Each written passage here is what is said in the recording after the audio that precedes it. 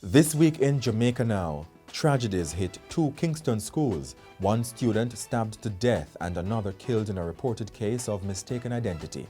Devastation, Hurricane Ian leaves behind flooded communities and furious residents. Light and Power Company JPS appealing a recent rate review, and why has murder convict Vybz Kartel been transferred?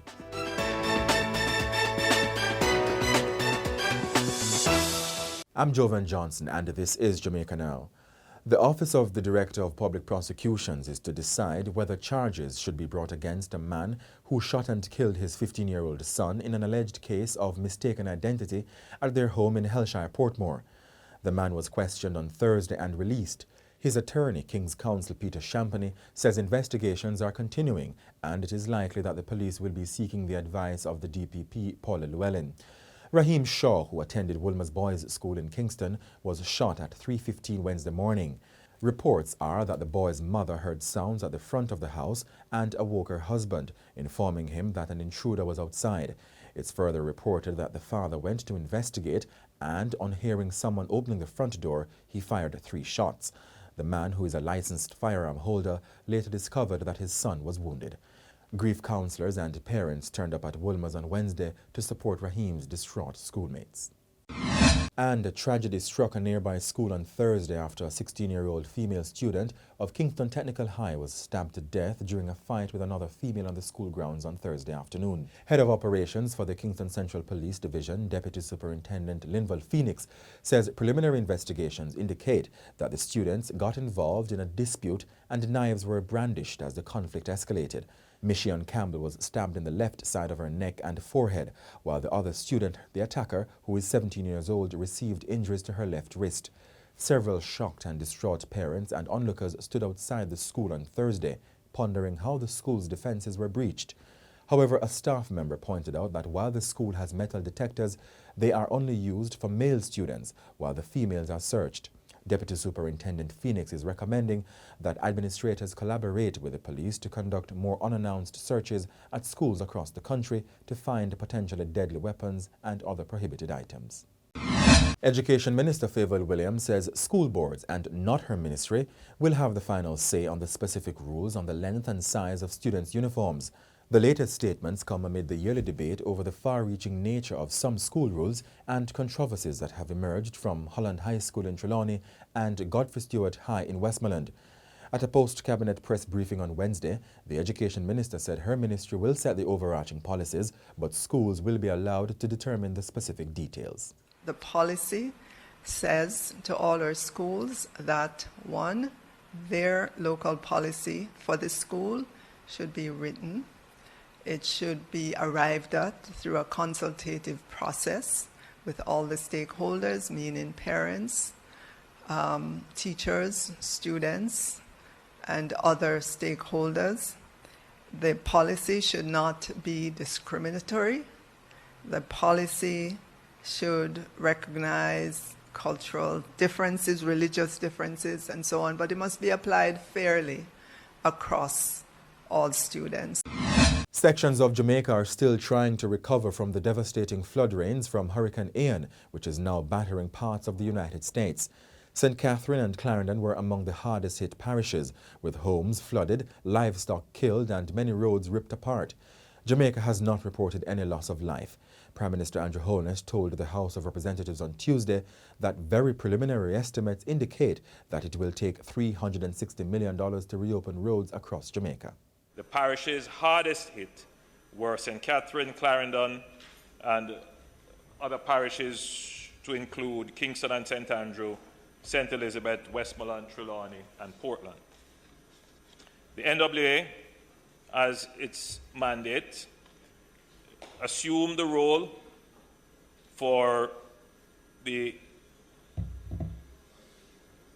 NWA, as per its mandate, assumed the central role in the intermediate aftermath of the flood rains by mobilizing equipment and personnel to clear blocked roads and restore access to communities.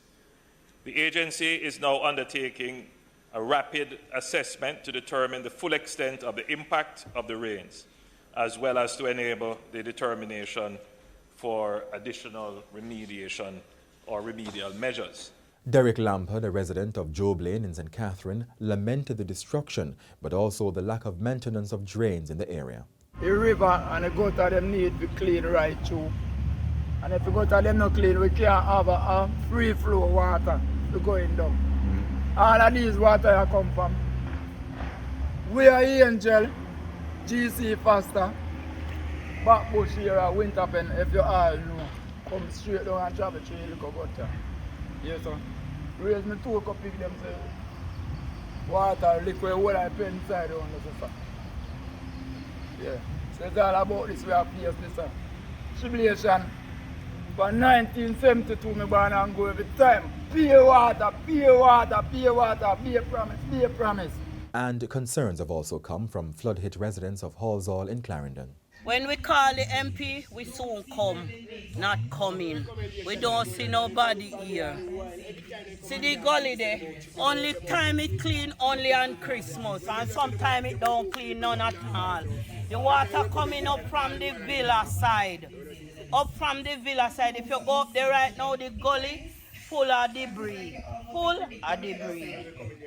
The water come back from Boynes, Top Arsal. We are suffer around here. We don't have no council. We don't have nobody to talk to. Nobody. Meanwhile, the police have reportedly charged one of 2 men caught on camera breaking the lock on one of 3 safety floodgates in the Bogwalk Gorge in St. Catherine on Monday during the passage of Hurricane Ian. 45-year-old Glenroy Denton from West Prospect in Bogwalk has been charged with offences related to malicious destruction of property and accessory before and after the fact. There's an appeal for the other man to turn himself in. There has been public outrage since the National Works Agency published footage of the incident. Before the charges were laid, one of the men spoke with the Gleaner but did not want his name or face broadcast. He said he felt compelled to reach home to attend to his 4-month-old and 4-year-old children who have been ill all week. While at work, I get a phone call that's from my baby mother. That's my 2 kids who left with a helper, badly sick. Before we leave out, them did have a heavy cough. Well, through the weather and stuff, try to go look at bread to come back in. When I come back in, pick up my baby mother to come help me with some assistant, the helper warm up. When I come back in, realize the gate locked. I always have a problem because the gate put and lock will be behind the guards. It lock we in upon the guards. When we don't have nothing to do with Floodgate. From here to Floodgate about 3 miles. Water never come up here, so we know where it is. Over 10 years we've been asking for the gate to move.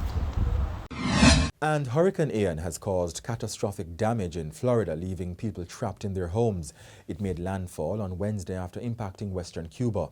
There, it resulted in the island losing power. At least 3 people were reportedly killed. Ian reached Florida as a powerful Category 4 hurricane, one of the strongest to hit the United States.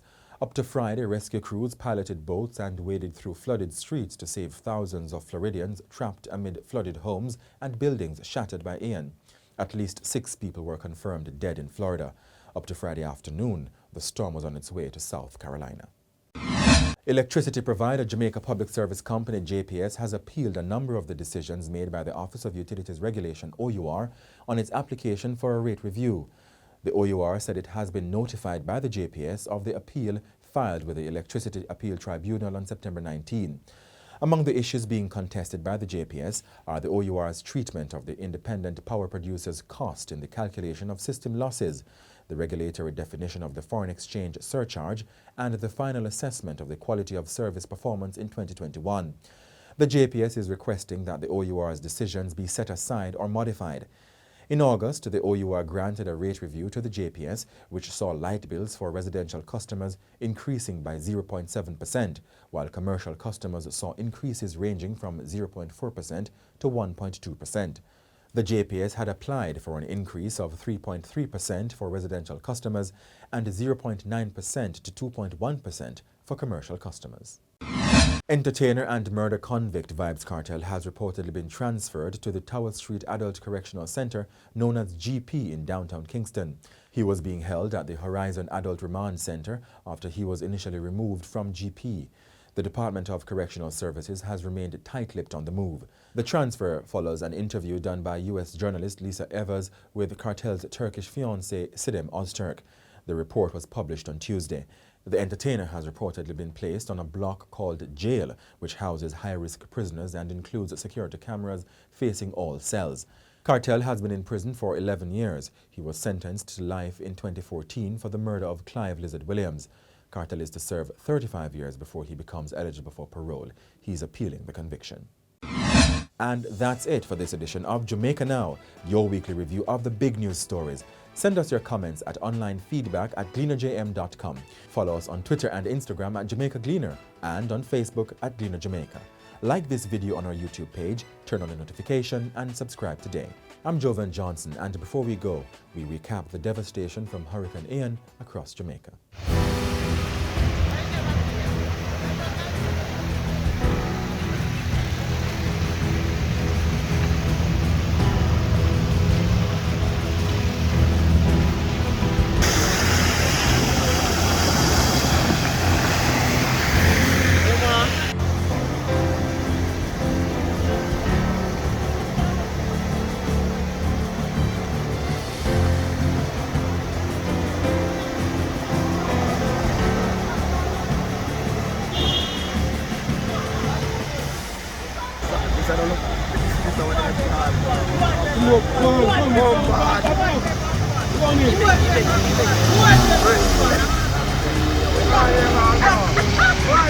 Why